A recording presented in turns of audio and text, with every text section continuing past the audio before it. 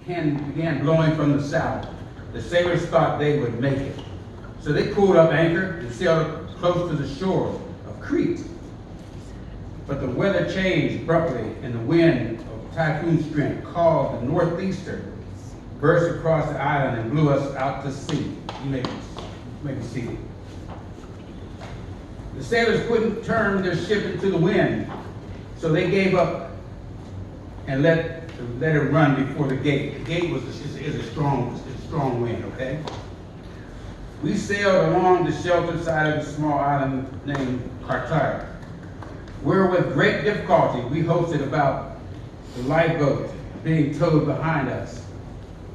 Then the sailors bound ropes around the hull of the ship to strengthen it so they won't break apart. They were afraid of being driven across to the sandbars of Cyprus off the African coast. So they lowered the sea anchors to slow the ship and were driven before the wind. I could see them dropping their anchors so they slowed slow the ship down. The next day, a gale force wind continued to batter the ship. The crew began throwing cargo overboard, making it really light. The following day, they even took some of the ship's gear and threw it overboard. The terrible storm raged for many days, blotting out the sun, the stars, until the last all hope was gone. No one had eaten for a long time. I guess he wouldn't because he was scared. Finally, Paul called the crew together and said, "Men, you should have listened to me in the first place and not have left Crete. You have avoided all this damage and loss. But take courage. None of you would lose your lives, even though the ship would go down. For last night, an angel of God, to whom belong and whom I serve today, stood before me. And he said, 'Don't be afraid, Paul. You will surely stand before trial before Caesar. What's more, God, in his goodness, and granted safety to everyone sailing with you. So take courage, for I believe God. It will be just as he said.'" Amen. May the Lord have blessed the reading of his holy word. You got your papers, and it says, the title this morning is going to be, "You Can Survive the Storm." Amen. You can survive the storm. And I guess, I don't know, I had another message, and I really did, and it was something because God said, "No, I don't want you to preach that." I wrote it all out, had it ready, typed up, everything was ready to go. 2 days ago, God said, "Nope, this is what I want you to preach." Okay. And it all fell in place along with this hurricane they say we got coming. This, whatever the name of this hurricane is, I don't even worry about it. But it's something how everybody goes and they're buying all this water, they're buying food, they're doing this, they're doing that, they're getting all this done. It's God's plan. God controls the weather. God controls the weather. But you know what? You can survive the storm. You can survive the storm. Now, you know, Paul was a prisoner on a ship heading to Rome. You go back to, I think it's John, back this tells you what God said about, hey, you're going to stand trial, Paul. You're going to stand, Paul. You're going to stand trial. So, hey, the fulfillment of what God said, his promises come to pass. If you look at verse 9, ships in those days didn't have compasses to guide the way, so they navigated by the stars. I'm glad I didn't have to do that because I can't read no stars. Can you imagine?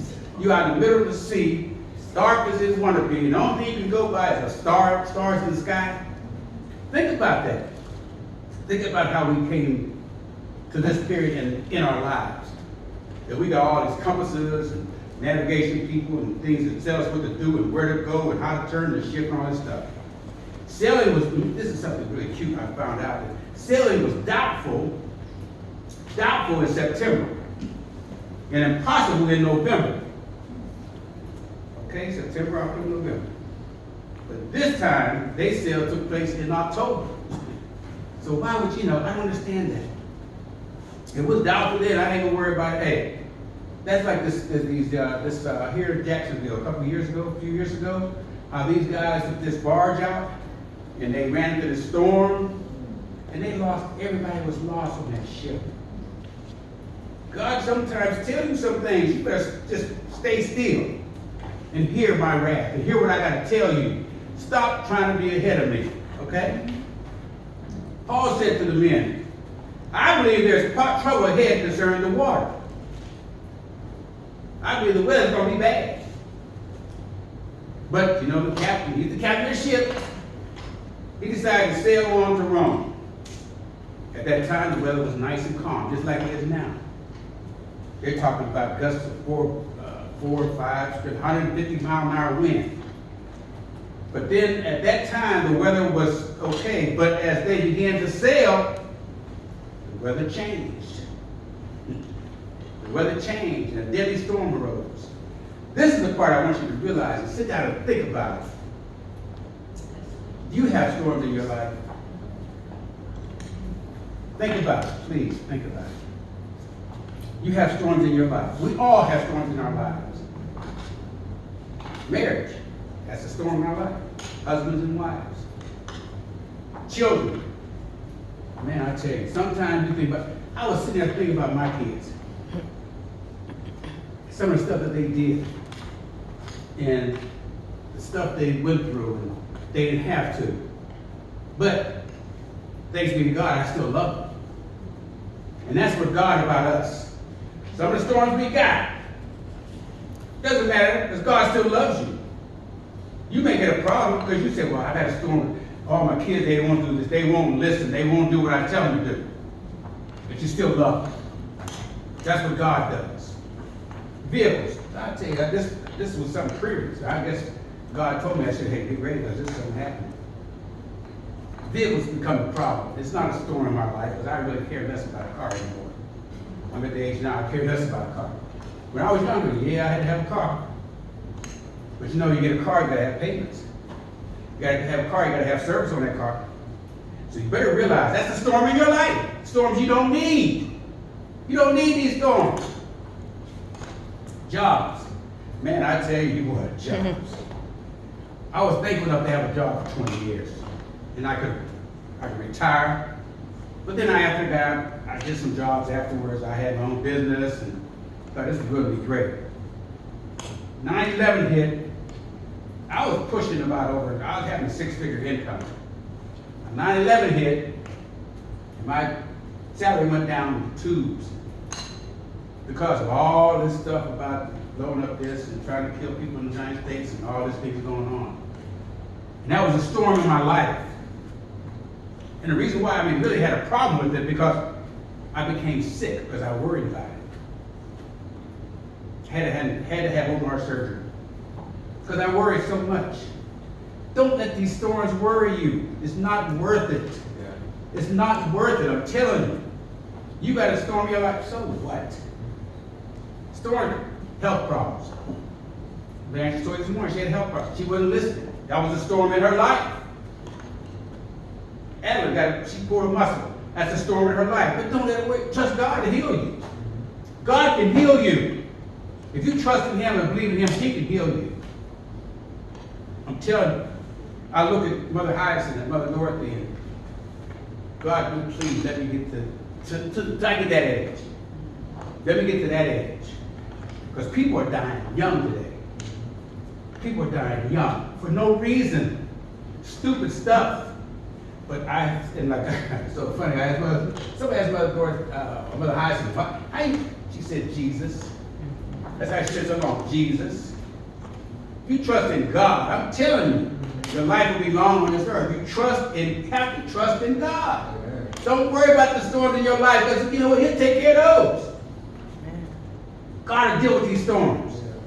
Yeah. I just look at sometimes how some of the storms we think we have and things we go through, they're not storms. They're little wind-blowing situations. Because when you get through and find out, that really wasn't that bad. I'm all upset, I'm worried about this and worried about that, but then I say, Lord, I'm tired. I can't deal with this. He said, why are you worried about it? Why are you dealing with it? Why are you dealing with it? If you're a child of mine, let me deal with it. Yeah. Look at your daughter. She don't worry about what she's going to eat. She don't worry about where she's going to sleep. She don't worry about the clothes she's going to wear. Family take care of her. My father takes care of what I need. Amen. And that's the problem we have to deal with. You can survive the storms. I'm telling you. This thing they got coming, I'm not even worried about the storm. They say it's going to be this magnitude, winds of 100-some miles an hour and all this stuff. God can change that. He can move that storm way back out to sea. You got to have trust in God. Trust in God. I'm telling you. So this morning I came out of Acts 27, 13 to 25. And I got 3 things I want you to put into your mind. Think about it tomorrow. Think about it today. Think about God. Think about God. Put God first in your life. You'd be surprised what happens. I look at Evangelist. She said, you know, she didn't worry about, she used to live paycheck to paycheck. She ain't living paycheck for what? Because God. She was obedient to God. You have to be obedient to God, and these things will happen for you. And you can ever testify. You know what? God, I was living paycheck to paycheck, but now I ain't worried about it. And that's what we have to get to the point. We don't have to worry about it. Let the Father worry about it. And He ain't going to worry because He's going to take care of it. He's going to take care of it.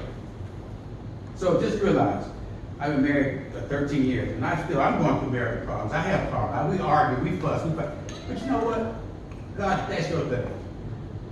God, you have to have intervention there. You have to deal with this. And when I turn to God, I'm through with it. I don't worry about it no more. He might not work as fast as we want him to. And that's the problem. We look for God to work when we saw, God, I need this done right now. Well, right now ain't nothing to God. That's 1,000 years to God. You want it done right now because I am Joshua and I need it done right now. No, it's not going to be that way. You have to trust God. You can't survive the storm. 3 things we're going to talk about this morning. Never let you go. So you go home and get your water saved up and all this stuff. You better not go load up no water. I had to put some water because they said we had to do boil our water here last week. And I'm like, what's going on? I didn't know what's happening. I got a table full of water. I'm like, okay. But I guess I'll save it for the next few days. The number one thing we're talking about, first thing we're talking about, is assistance from God can help you survive the storms. Assistance from God can help you survive the storm. And that's in verse 23. It says, reading such, for last night an angel of God, to whom I belong, and whom I serve, stood beside me. Wow. That was my assistance. All you have in assistance from God. You might not see it, you might not know it now. There's an angel watching over each and every one of you, each and every one of us. We don't know it sometimes. We say, well, I don't believe in angels, I don't do this. Well, let me tell you something. God's word said there was an angel sticking with them. Paul was out there in the ship. Can you imagine him? Paul said, look, don't worry, we ain't gonna die. The ship might go down, but we ain't gonna die. Now, I'm not, that's why I never was a Navy man. I could not get in that water. I couldn't figure out how to be out in the middle of the sea, and something happens, I can't drink all that water, and I can't swim that far. So I just stayed on land. I stayed strictly Army. But you gotta realize, can you imagine them men out there? And they start throwing stuff overboard. They start getting rid of stuff. Hey, I'm getting rid of this stuff. This life is low. That's what you gotta do. A lot of, oh, hallelujah, thank you, Holy Spirit. Oh, Jesus. A lot of times you gotta lighten your load and throw some of that stuff off of you. Amen. Get that stuff off of you. Lighten the load. Lighten the load. I'm just telling you. That wasn't even in my message. But God said, this is what I want you to tell them. Lighten the load. Throw some of that junk you got on you, throw it off. You might not, you don't need it. You don't need it. So trust in God. You can survive the storm, I'm telling you. You can survive the storm. I'd like to see the young people here. They go to school. I went to school, I'm still doing stuff in school. And I tell you, it's a pain sometimes. And why do I need this? And why do I got to study this? And I'm tired. I don't need this. I never forget. Let me tell you the truth. I never forget. I never forget. I'm in college and stuff, and I'm taking classes, algebra. That's my red eye. Algebra. Oh, I am in seminary. What do I need algebra for when I'm in seminary? Come on now. But trust in God. She might be feeling right now, why am I taking this class? Because I don't need this. I'm not going to be this. God is prepared. He's prepared. Try to learn much as you can. It's good for the mind. Okay? But you have assistants. The angel was assistant to Paul. He was the angel. Man, I can imagine that. But last night, an angel of God to whom I belong. My God, who I belong to God, and whom I serve, stood beside me. He said, don't worry about that. I can imagine the angel said, look, Paul, don't even fret this stuff. The wind ain't nothing, because you know what? Because God controls the wind. He controls the rain. He controls everything. So don't worry about it. Number one was assistance from God. Number two. Assignment from God can help you survive the storm. Assignment. Now, God, what kind of assignment are you talking about? In verse 24 it says, and he said, don't be afraid, Paul, for you will surely stand trial before Caesar. This was mentioned a long time ago. What's more, God is his goodness has granted safety to everyone sailing with you. I can imagine that now. Now, you know, I can imagine Paul tell these other sailors, look here, we all right, we ain't gonna do, and they look at him like, man, you crazy? You know what, this is a storm out here. Our ship is going back and forth. We had to throw stuff overboard to lighten the load, and you would tell me we're gonna be all right? Are you serious? Paul, quit making jokes. It ain't time to joke. But that's my God. That's my God. He sent an angel to say, hey, look, Paul, don't worry about it. Tell them in, they all right. Now I can tell you, and I bet each one of you in here, if we was out on the ship and the storm started rocking and rolling and had the ship going, I say, okay, we all right. We gonna be okay. They look at me, man, you better shut up. Because we've been ready to sink. But see, that's our God. That's our God. Okay? You can survive the storm. I'm telling you, you can survive the storm. Storms you think you have in your life today, they ain't no storms. They're little wind gusts, but they ain't no storms. Things don't go the way we want them to go. But they go the way God wants them to go. Trust in God, I'm telling you. The way we want to go, hey, I want this here, I want that, I want a new Mercedes, I want, for what? We can't take care of what we got now. I want this, I want that. Let God handle this. Learn to turn to God for everything. God don't make you stupid now, don't get me wrong. You're not dumb. You have good enough sense to make some good judgments. But sometimes you need to ask God every time before you make a decision or make a judgment. Ask God first. And God will tell you. God will tell you. So first of all, you have assistance from God. Then you have assignment from God. Okay? And the assignment was, hey, don't be afraid. Paul, you will surely stand trial before Caesar. What's more, God is in his goodness has granted safety. That was the assignment. He was granted safety to go to these different places. I was reading that and it said they left Crete. I was in Crete one time. I was too young and crazy, didn't know. Because I was in the military. We used to go to Crete to fire our sergeant missiles. You know, and I was administrator. And I went there with them. And it was Crete. I don't know Crete. A little small little island. This was how God had brought this past to me so I could see that I was in Crete one time. But anyway, so I told you about the assistance, about the sign. The last thing we'll tell you about is the assurance from God. It can help you survive the storm. The assurance. So take courage, for I believe God, it will be just as he said. I'm assured that what God said is going to happen. No matter what you're going through in your life, if you're going through car problems, you're going through marital problems, you're going through children problems, trust in God. He is assuring you, he got this. He got this. So I'm just telling you this morning, God has been filling up a lot of messages lately, and I don't know what's going on. I'm just getting fit. I'm filled up with them. I got one I'm thinking about so bad, whatever it takes. whatever it takes. I'm telling y'all, whatever it takes, do God's will. Whatever it takes, do what you're supposed to do. Whatever it takes, take a little time with God. Because you can survive the storm. You can survive the storm. So I'm telling you now, we get ready to close on you, closing. Just keep believing that God can fix it. Just keep believing that God can fix it. Some of the people God fixed. God fixed it for Job when he called, when Job lost everything. Job lost everything. We get to the point now that we figure we lost something, we lost everything we had, we about to try to kill ourselves. Job didn't do that. Job trusted he trusted in God. He fixed it for Moses at the Red Sea. Can you imagine that? Can you imagine Pharaoh's army coming down on them and their backs against the wall, against the sea, and what are they going to do? And I'm sure everybody got all messed up, that crazy. But God said, Moses, stretch out your staff.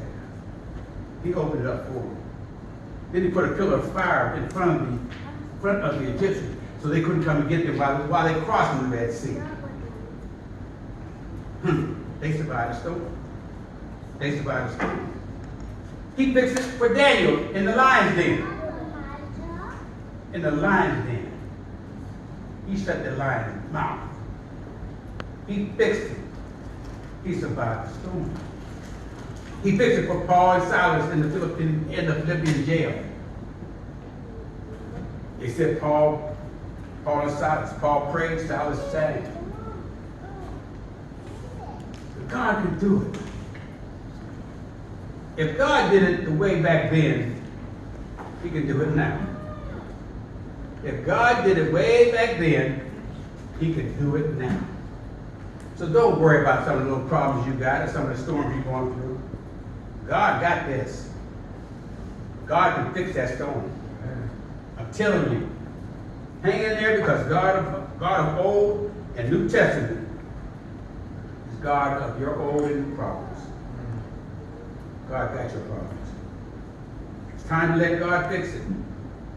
You can survive a storm in your life with God on your side.